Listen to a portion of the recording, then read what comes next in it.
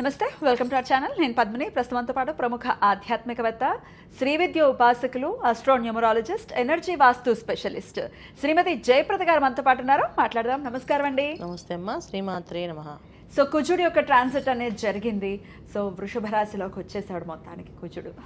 45 రోజుల పాటు ఉండేటటువంటి ఈ కుజుడు ద్వాదశ రాశులకి కూడా ఎటువంటి ఫలితాలను ఇవ్వబోతున్నాడు. అలాగే జూలై మాసం ఓవరాల్గా అంటే సూర్యుడు మారుతాడు, శుక్రుడు మారుతాడు, గ్రహాలు కొన్ని అంటే ఫాస్ట్ మూవింగ్ గ్రహాలు మారుతూనే ఉంటాయి. కాబట్టి ఈ జూలై మాసంలో ద్వాదశ రాశులకి ఎలా ఉంటుందో మీ ద్వారా తెలుసుకోవాలనుకుంటున్నానండి, చెప్తారా? తప్పకుండా అన్న. అయితే ఏంటంటే ఈ సంవత్సరం అంతా కూడా మనకి గురువు కర్కాటక రాశిలో ఉండడం వల్ల, ఉచ్చ స్థితిలో గురువు ఉండడం వల్ల చాలా చాలా యోగమైన మార్గాలు అందరికీ కనిపిస్తాయి.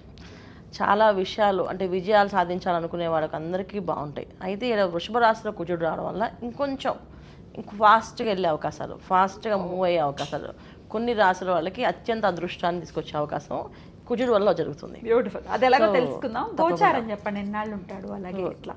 తప్పకుండా. సో గురువు మనకి కర్కాటక రాశిలో ఉన్నారు కనుక మనకు అది తెలిసిన విషయం. శని భగవానుడు మీనరాశిలో ఉన్నారు, రాహు కుంభరాశిలో ఉన్నారు, బుధుడు మనకి జూలై మాసంలో 4వ తారీఖు నుంచి మిథున రాశితో రవితో కలిసి ఉన్నారు. 16వ తారీఖు వరకు మనకి జూలై 16వ తారీఖు వరకు రవి ఉంటారు. తర్వాత 16 నుంచి మళ్ళీ ఆయన కర్కాటకలో ప్రవేశిస్తారు. అక్కడి నుంచి మళ్ళీ మనకి పుష్కరాలు ఒకటి స్టార్ట్ అవుతుంది. సో ఈ విషయంలో చాలా విశేషం ఏంటంటే గురువు ఉండటము, రవి మార్పు, రవి బుధుడు కలయిక 15 రోజులు ఉండడం వల్ల ఒక అదృష్టం కొన్ని రాసుల వాళ్ళకి. తర్వాత శుక్రుడు కేతుతో కలిసి ఉండడం వల్ల కొన్ని అదృష్టం కొన్ని రాసుల వాళ్ళకి. శుక్రుడు కొనే ఈసారి మనకి మంచి ఫలితాలు ఇస్తున్నాడు. అలాగే బుధుడు మంచి ఫలితాలు ఇస్తున్నాడు, కుజుడు మంచి ఫలితాలు ఇస్తాడు. ఇప్పుడు మాస ఫలితాల్లో మనకి మాక్సిమము 4 గ్రహాలు ఎప్పుడు యోగించవు. అలాంటిది ఈసారి మనకి బుధుడు, కుజుడు, తర్వాత శుక్రుడు, ఈ 3 గ్రహాలు చాలా యోగ్యంగా మనకి యోగిస్తున్నాయి. మంచి సమయంగా కన్సిడర్ చేయొచ్చు. అయితే చాలా మంచి సమయంగానే అందరికి అన్ని రాశుల వాళ్ళకి ఒక్కొక్క రాశికి ఒక్కొక్క స్పెషలైజ్డ్గా పాపం వచ్చే అవకాశాలు కనిపిస్తున్నాయి. అందువల్ల చక్కగా చూసుకోవచ్చు. సూపర్ అండి. మరి అవేంటో తెలుసుకుందాము. మరి మొదలు పెడదామా? తప్పకుండా. ఇక కన్యా రాశి వారికి ఎలా ఉండబోతుందండి ఈ జూలై మాసం? కన్యా రాశి వాళ్ళకి ఈ మాసం అంతా కూడా మధ్యస్థ ఫలితాలే ఉన్నాయి, పెద్ద గొప్ప ఫలితాలను కాదు, బాగున్నాయి. అయితే ఏంటంటే వీళ్ళకి ఉన్న అన్నిటికంటే అదృష్టం ఏంటంటే కన్యా రాశి వాడు ఎవరికైనా ఆస్తులున్నా, తల్లిదండ్రులు రాదగించి రావాల్సిన ఆస్తులున్నా, కోర్టులో వ్యవహారాల్లో ఆస్తులు నడుస్తున్నా, ఏదన్నా వీళ్ళకి కోర్టు నుంచి సమస్యలున్న స్థలాల్లో గొడవలు ఉన్నా అవన్నీ ఈ మాసంలో తీరే అవకాశం ఉంది. ఎందుకంటే వీళ్ళకి భాగ్యస్థానంలో కూర్చుని ఉండడం వల్ల ఒక విధంగా ఏంటంటే పోయిన ఆస్తులు తిరిగి తెచ్చుకునే అవకాశం ఎక్కువగా కనిపిస్తుంది. ఒకటి. రెండోది ఏంటంటే గురువు ఒక లాభస్థానం, గురువు దశమస్థానంలో ఉండడం, గురువు దశమస్థానంలో ఉండడం వల్ల వీళ్ళకి ఏంటంటే ఖచ్చితమైన ఈ పెద్దవాళ్ళు ఇచ్చిన ఆస్తి, స్థిరాస్తి ఏదైతే ఉందో ఆ ఆస్తి ఏదైనా ఇబ్బందులు ఉంటే ఆ ఆస్తి నుంచి బయటపడే అవకాశం ఉంటుంది, ఆ ఆస్తి వీళ్ళకి వచ్చే అవకాశం ఉంటుంది. రెండోది ఏంటంటే తల్లిదండ్రులు వీళ్ళకి ఆస్తి ఇవ్వాలి అనుకునేది అది డివైడ్ చేసి ఇచ్చే అవకాశం కనిపిస్తుంది ఈ మాసంలో. సో కన్యా రాశి వాళ్ళకి అదృష్ట యోగాలు ఏంటంటే ఈ విధంగా ఆస్తులు ఒక విధంగా రావడం అనేది అదృష్టం. ఇక వ్యాపారంలో ఉద్యోగం చేసుకునే వాళ్ళకి సామాన్యమైన ఫలితాలే ఉన్నాయి, దానివల్ల ఎటువంటి ఇబ్బంది లేదు. అంటే గత మాసానికి ఈ మాసానికి పెద్దంత మార్పు ఏం లేదు. కాస్తంత మార్పు ఏంటంటే ఉద్యోగంలో కాస్త సైలెంట్గా నిదానంగా పనిచేసుకునే అవకాశం ఉంది. ఎందుకంటే అష్టమ స్థానంలో కూర్చుడు ఒక విధంగా వీళ్ళని ఇబ్బంది పెట్టినప్పటికీ ఇప్పుడు భాగ్యస్థానానికి వచ్చేసారు కదా ఆయన.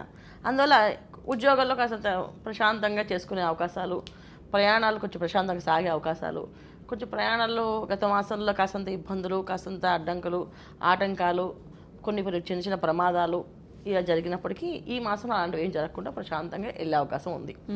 విదేశీ యోగాల కోసం ప్రయత్నం చేస్తే, వీసాల కోసం ప్రయత్నం చేసే వాళ్ళకి వీసాలు వచ్చే అవకాశం కనిపిస్తుంది. మంచి వాళ్ళతో స్నేహము, మంచి వాళ్ళతో కలయిక, మంచి స్నేహితులు సహాయం చేయడము, స్నేహితుల వల్ల వీళ్ళకి కొంచెం అన్ని విధాల లాభాలు రావడం జరిగే అవకాశం ఈ మాసంలో ఉంది వీళ్ళకి. ఇది జరుగుతున్నాయి. బ్యూటిఫుల్. అయితే చాలా మంచి అంటే మధ్యస్థంగా ఉన్నప్పటికీ కొన్ని విషయాల్లో మాత్రం చాలా మంచి ఫలితాలను ఇస్తుంది, మంచి ఫలితాలు ఈ మాసం అని అనుకోవచ్చు. అయినప్పటికీ మరి అన్ని విషయాల్లో కూడా సానుకూలమైన ఫలితాలు ఉండటం కోసం ఎటువంటి పరిహారాలు చేసుకోవాలండి?